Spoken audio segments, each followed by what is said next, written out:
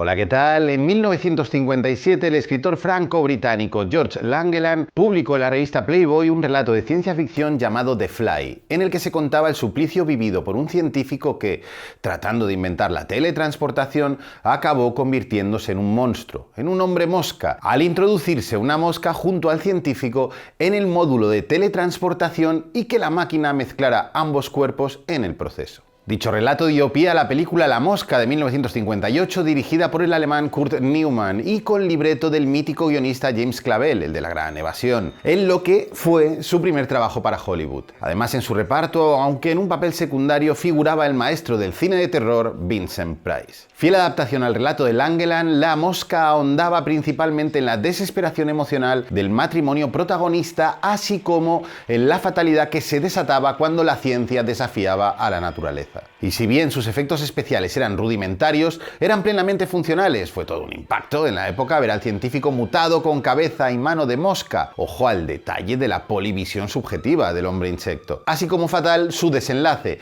con la mosca con cabeza humana siendo aplastada por una roca en un gesto que tenía tanto de misericordia, liberar al científico de su tormento, como de erradicación de lo anómalo, matar a la bestia. Fue el mayor éxito de la carrera de Neumann, algo que el director no pudo disfrutar, dado que falleció tan solo una semana antes de que la película llegara a los cines norteamericanos. Y contó con dos secuelas: El regreso de la mosca del 59 de Edward Burns, con el hijo del científico del film original repitiendo el experimento y el error de su padre, y La maldición de la mosca del 65 de Don Sharp, donde ya no hay hombres moscas sino todo tipo de mutantes surgidos de, teletransportaciones demenciales. Y ahora viajamos en el tiempo, 28 años en adelante. Fue entonces cuando el cineasta canadiense David Cronenberg decidió realizar una nueva adaptación del relato de Langeland, La Mosca, una película que le brindaría al maestro su mayor éxito de taquilla hasta la fecha. Hizo más dinero que todas sus películas anteriores juntas y fue el segundo mejor de su carrera tras la magnífica Una historia de violencia del año 2005. La Mosca vendría a ser así ya no solo el salto de David Cronenberg al gran público, sino una perfecta plasmación de sus inquietudes en, la primera parte de su carrera, o si lo preferís, en la primera mutación de su obra fílmica. Y ya que este mes, para nosotros, es el mes Cronenberg, hemos querido dedicarle su correspondiente análisis en forma de retrocrítica. Y como todas las retrocríticas, arrancamos con la escala de planos.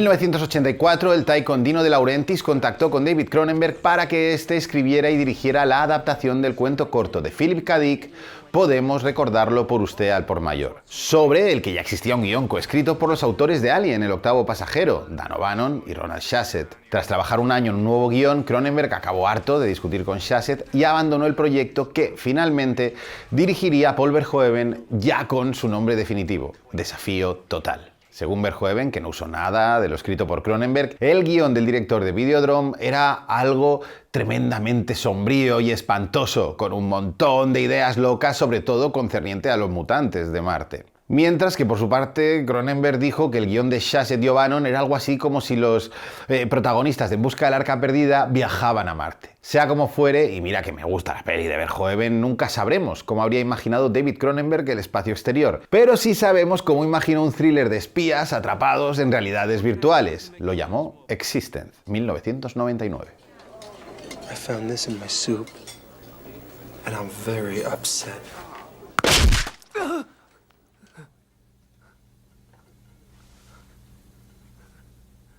Fue entonces cuando aparece la figura de Mel Brooks, que ya había apadrinado el salto al mainstream de otro director de culto, David Lynch y su Hombre Elefante del 80, quien se había hecho con los derechos para realizar una nueva versión de La Mosca para la 20th Century Fox a través de su productora Brooks Films. Tenían un guión, obra de Charles Edward Pock, Chuck Pock, donde había alterado significativamente el original, haciendo que el científico teletransportado no apareciera directamente ya mutado, sino que hacía que la mutación fuera progresiva, degenerativa, como si esta fuera una enfermedad imparable. Y tratándose de enfermedades y mutaciones raras, ¿quién mejor para dirigir la película que el maestro de la nueva carne? Ahora, Mel Brooks no iba a aparecer en los créditos por eso de no confundir al respetable y que pensara a la gente que iba a ver una comedia.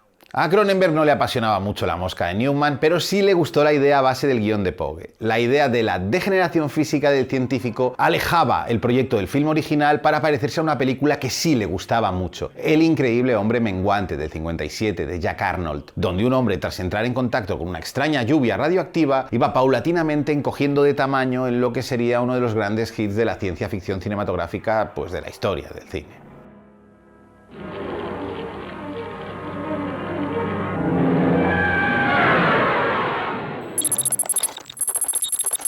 Recordemos mínimamente las películas realizadas por Cronenberg en su camino hacia La Mosca. Pero antes, permitidme que haga hincapié en dos conceptos clave para el cineasta. Y esto sirve tanto para su obra pre-La Mosca como en sus películas hasta día de hoy. Y de paso, recordemos que su última película, The Shrouds, que vimos en Cannes el año pasado, solo se ha podido ver en España gracias al DA, al Festival de Cinema d'Autor de Barcelona, dado que sigue sin distribución en nuestro país. Los conceptos.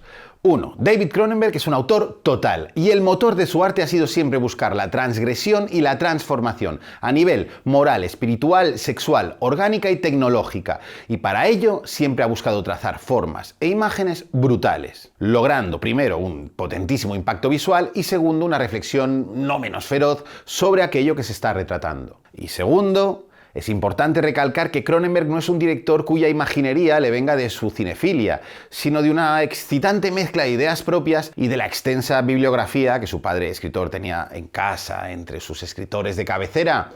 Isaac Asimov, William S. Burroughs, Vladimir Nabokov, T.S. Eliot, pues entre muchos otros. Ahora sí, vamos con sus películas pre-La Mosca. David Cronenberg debuta en el cine con dos películas cortas de corte claramente underground y experimental, Stereo del 69 y Crimes of the Future del 70, ambas realizadas cuando aún era estudiante en Toronto y que se muestran abiertamente como experimentos formales, trasteando con el cine no narrativo, un poco herederas de la obra también experimental de Kenneth Anger, y donde ya se muestra el interés del cineasta por situar el cuerpo humano como laboratorio y o campo de batalla donde se funden tecnología, enfermedad y deseo sexual. 50 años más tarde, el cineasta recuperaría el título de su segunda obra para oficiar su reencuentro con la nueva carne en Crímenes del futuro, de 2022, una apabullante obra sintagma donde fusionaría sus mundos orgánicos, años 70 y 80, con los psicológicos, 90 y 2000. El salto al largometraje, digamos, tradicional, vendría amparado en el marco del cine de terror y la ciencia ficción en la serie B cinematográfica. Vinieron de Dentro de del 75, Rabia del 77 y Cromosoma 3 del 79. Nos vamos a saltar su película Los Roger Corman sobre carreras de coches, que es una de las pasiones del cineasta, Tensión en el circuito del 79, que tampoco aquí nos aporta mucho. Estas películas formarían una trilogía gutural sobre infecciones, mutaciones, violencia carnal, donde el fantástico cobra forma por la vía más violenta y abiertamente sexual. En Vinieron de Dentro de, unos parásitos en forma de gusanos heces convierten a los habitantes de un edificio, aquí hay ecos claros del rascacielos de J.G. Ballard, en bestias sedientas de sexo y sangre. En Rabia, la estrella del cine X, Marilyn Chambers, desarrolla mediante un injerto una vagina pene navaja con la que transmite una infección que, de nuevo, zombifica a las personas convirtiéndolas en depredadores asesinos. Y la más audaz de todas, Cromosoma 3, que Cronenberg escribe tras un amargo divorcio y que retrata a una mujer capaz de convertir en monstruos orgánicos, mitad niños asexuados, mitad seres deformes asesinos, su ira motriz. En todas ellas el cuerpo humano evoluciona hacia un paradigma horrorífico, capaz de crear, bien por la tecnología, bien por la psique más demencial, nuevas y grotescas formas de violentar el organismo. Aquí la pesadilla singular acaba siempre derivando en un caos social irredimible. La nueva carne ya estaba aquí, surgiendo de los apéndices psicoplasmáticos de una madre enfurecida. Y en su siguiente película además iba a mezclar al cóctel cronenbergiano la tecnología. Una película, por cierto, que empezaba de manera increíble.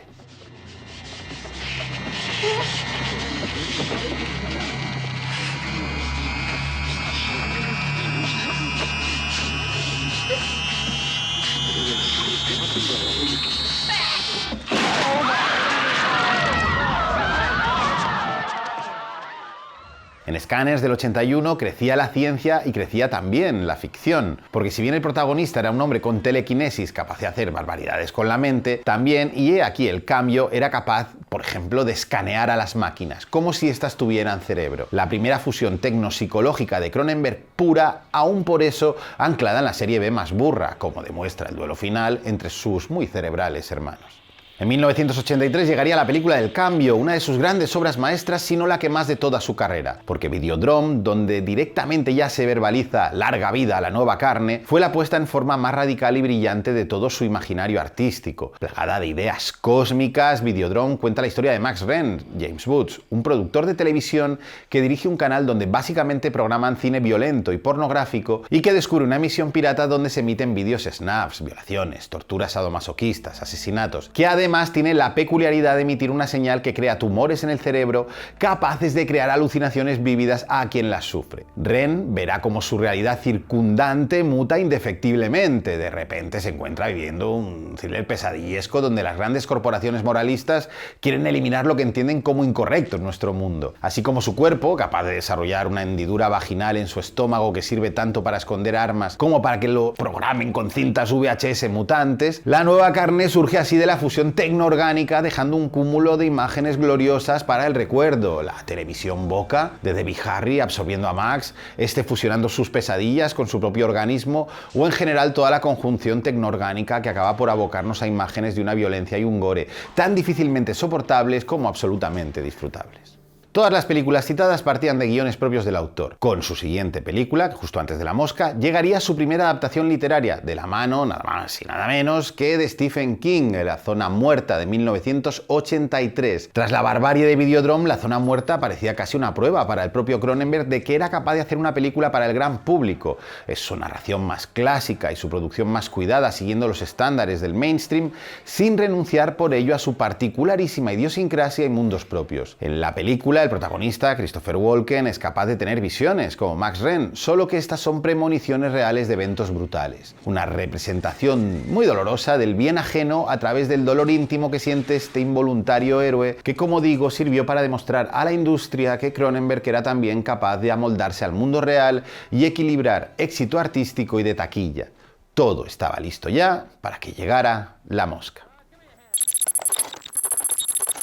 El rodaje de La Mosca arrancó a principios de diciembre de 1985 en los estudios Kleinburg, al norte de Toronto, y finalizó en febrero del año siguiente. El colaborador más importante de la película fue el maquillador Chris Wallace, el responsable a la hora de dar cuerpo a Brandel Mosca en sus diferentes mutaciones a lo largo que avanza la película y que vio su trabajo recompensado con el correspondiente Oscar a Mejor Maquillaje. Wallace, que ya había trabajado con Cronenberg en Scanners, era un maestro reputado cuando llegó a La Mosca, especialmente gracias a sus trabajos con Steven Spielberg. Él fue el responsable de la mítica secuencia de los nazis derritiéndose en Busca del Arca Perdida del 81, así como de dar vida a los Mogwais y Gremlins animatrónicos del hit de Joe Dante, Gremlins, del 84. Cronenberg insistió mucho a Wallace en que Brandel Mosca nunca tenía que dejar de parecer humano, que no podía perder el habla, como si le pasaba al protagonista del film clásico, que se comunicaba con una máquina de escribir. Cronenberg le decía que los ojos de Brandel Mosca siempre tenían que parecer de hombre, no de mosca, dado que para el director era básico que el científico no dejara nunca de explicarse a sí mismo y a su compañera, pues el proceso de deshumanización por el que estaba pasando. Para el reparto, Cronenberg escogió a Jeff Goldblum como el científico Seth Brandel y a Geena Davis como la periodista Veronica Coify, que eran pareja romántica desde que coincidieran en el rodaje de Transilvania 65000 de 1985. Para ambos, La Mosca fue su primera gran película, convirtiéndose ya en la década siguiente en dos caras súper populares de Hollywood, principalmente gracias a Jurassic Park del 93 para Jeff Goldblum y Thelma y Louise del 91 para Geena Davis. El reparto, a modo de tóxico triángulo amoroso, se completaría con John Getz, que daría vida a Stathis Boranis, el editor jefe de Verónica, que si bien arranca como el villano de la función, dado el gusto que sentía Cronenberg por la ambivalencia moral de sus protagonistas, al final acaba casi convirtiéndose en el héroe a su pesar. Y por cierto, ya que estamos hablando de personajes y actores, subrayemos la magnífica presentación de Seth Brandel en la película. ¿Y por qué es magnífica? Porque en el 99% de las películas habíamos tenido una introducción previa a dicho diálogo, quizás conocer más a los personajes de antemano, quizás saber mejor dónde están, qué hacen, a qué se dedican, tal y como estaba escrito en el guión original, del que Cronenberg literalmente arrancó las 18 primeras páginas para empezar a rodar en la 19 y así entrar de lleno en la película de la siguiente manera. What am I working on? I'm working on something that'll change the world and human life as we know it.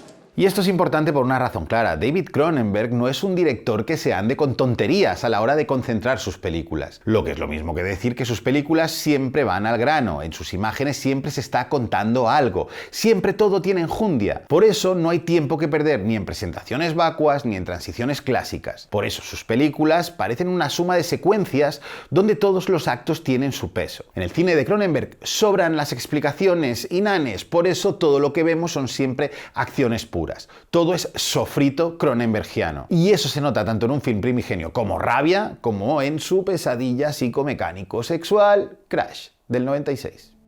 Both of the front wheels of their car and the engine were driven back into the driver's section, mowing the floor.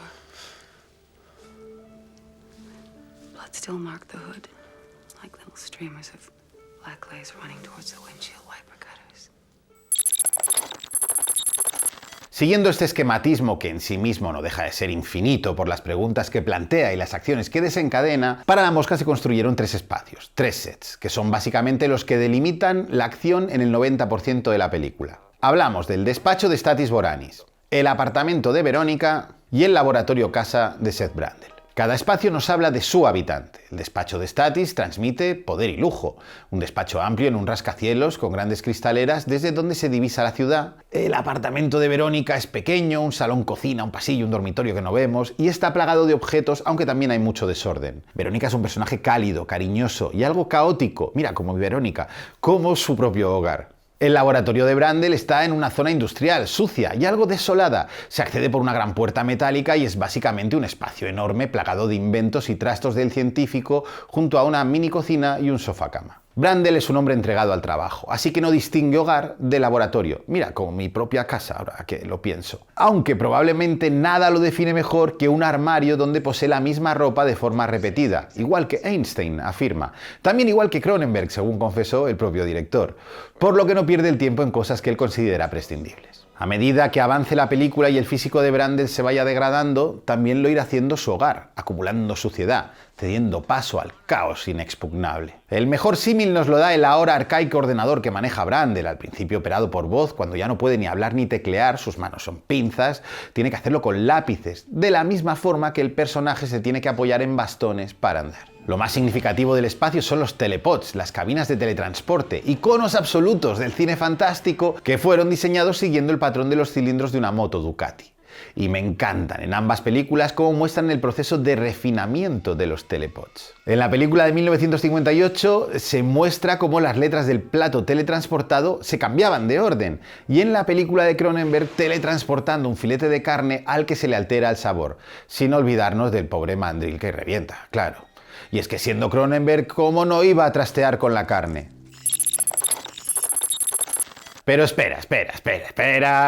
Cuando un humano tenía movidas con un bicho, ¿no pasaban cosas súper buenas?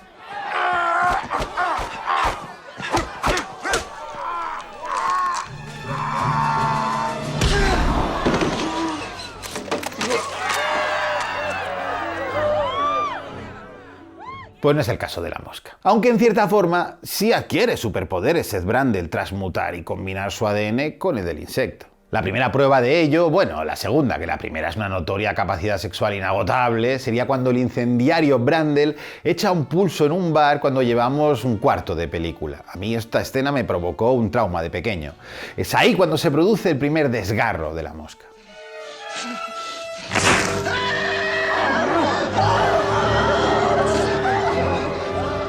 Pero no se detendrá ahí. Antes de que su cuerpo se vea notoriamente deteriorado, veremos a Brundle haciendo cabriolas artísticas, siendo capaz de arrancar paredes a puñetazos, de trepar sin problema por las paredes de su laboratorio. Es tal el shock que el propio científico cree que ha salido depurado de la teletransportación, un nuevo Brundle, mejorado, indestructible. Por eso trata de meter a Verónica en el telepod, porque quiere que ella también evolucione, mute, sin saber, claro, que en el fondo la infección ya estaba dentro de su cuerpo y no paraba de crecer, bueno, pues como una enfermedad incurable. En palabras de David Cronenberg, La mosca es una historia muy fuerte sobre el destino del hombre, sobre el envejecimiento, sobre la enfermedad, sobre la muerte. Aunque también ha defendido la película como una historia de amor que condensa con ayuda de la premisa fantástica de la fusión molecular una relación de 40 años en unas pocas semanas. Es decir, que en lo que en la mayoría de películas de superhéroes es una bendición, aquí es una metáfora, y Cronenberg es bastante genio en el uso de metáforas, del horror de la realidad humana, que en un momento determinado de nuestras vidas todos enfermaremos y todos moriremos. Y no será agradable. Y como no es agradable en la vida real, tampoco lo es en su película.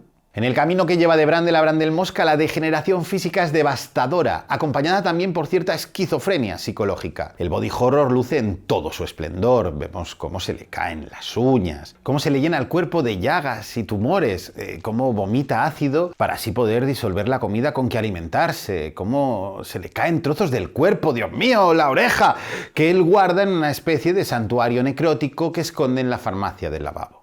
Y mientras todo esto ocurre, Brundle no deja de filosofar sobre qué demonios le está ocurriendo. Increíble. Have you ever heard of insect politics? Neither have I. Insects don't have politics. They're very brutal. No compassion. No compromise. We can't trust the insect. I'd like to become the first insect politician. You see, I'd like to, but I'm afraid. I don't know what you're trying to say. I'm saying.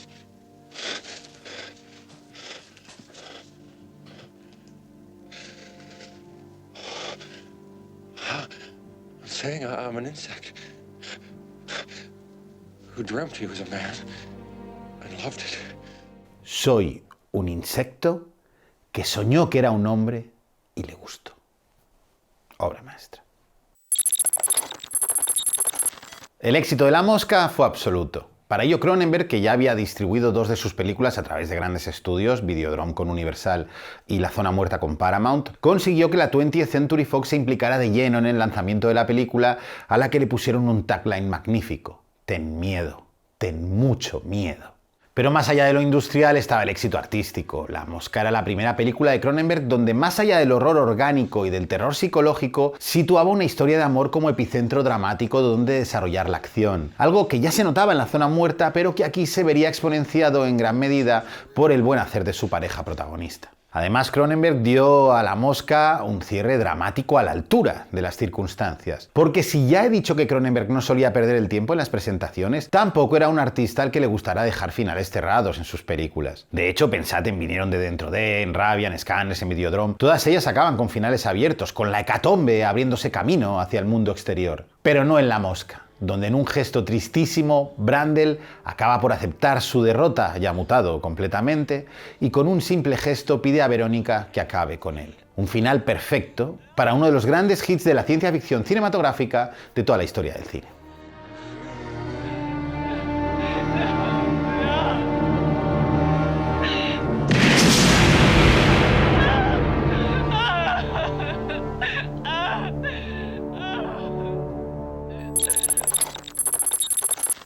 Y para cerrar, recordemos la pesadilla de Verónica, que embarazada de Brandel sueña, sin que se avise al espectador de que estamos fuera de la realidad, con cómo será su alumbramiento con David Cronenberg como ginecólogo invitado.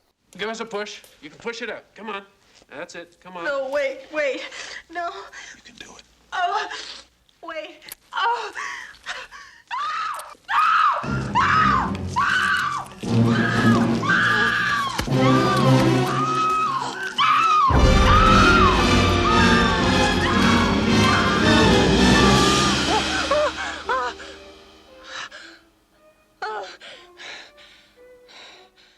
Pues bien, 3 años después de La Mosca llegaría La Mosca 2 de 1989 y esta arrancaría con este mismo parto, ya real, no soñado, aunque con otra actriz que Geena Davis no quiso repetir.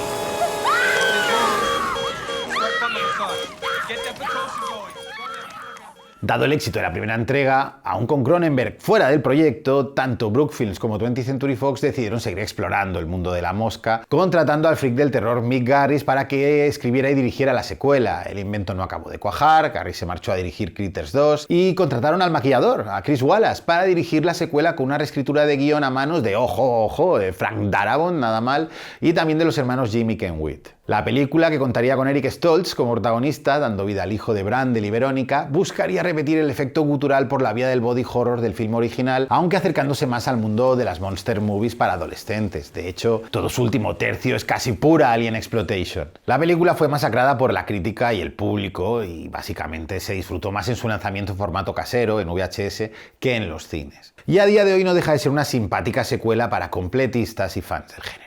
Por su parte, Cronenberg también andaba mutando, con 2 películas que hicieron avanzar su obra hasta límites insospechados. Por un lado, dirigió Inseparables del 88, aplicando una mórbida densidad psicológica a una película que, incluso con su imaginería fantástica igualmente impactante, ya se contagiaba de una seriedad dramática de la que el cineasta raramente se alejaría en el futuro. Según Cronenberg, La Zona Muerta, La Mosca e Inseparables son como 3 capas de una misma historia que aborda unos elementos comunes: la identidad truncada, el amor inalcanzable y la muerte como la única salida viable. Por otro, logró uno de sus grandes sueños, adaptar a la gran pantalla su admirada El almuerzo desnudo de William S. Burroughs, en una fusión visceral de los mundos, tanto del escritor yonki como de la nueva carne cronenbergiana, mientras no dejaba de ser un alucinado y alucinante tratado sobre la creación artística. Posiblemente la mejor adaptación que nos haya dado nunca el cine de una novela claramente inadaptable. Al menos hasta que llegó Crash, donde Cronenberg volvió a superarse, convirtiendo la novela de J.G. Ballard, que es todo un catálogo de sinforofilias, personas que se excitan con accidentes automovilísticos, que pese al rechazo de la crítica a su estreno, acabó por convertirse en una de las mejores películas de la década de los 90, y que al mismo tiempo hacía evolucionar la obra de Cronenberg hacia un nuevo terreno, más mental que corpóreo, más psicológico que orgánico, en el que ahondaría en el futuro con películas sensacionales como Spider, Un método peligroso o Cosmópolis. Porque Cronenberg no ha dejado de entregarnos peliculones, como bien sabréis si habéis visto su díptico de Gangsters, Una historia de violencia de 2005,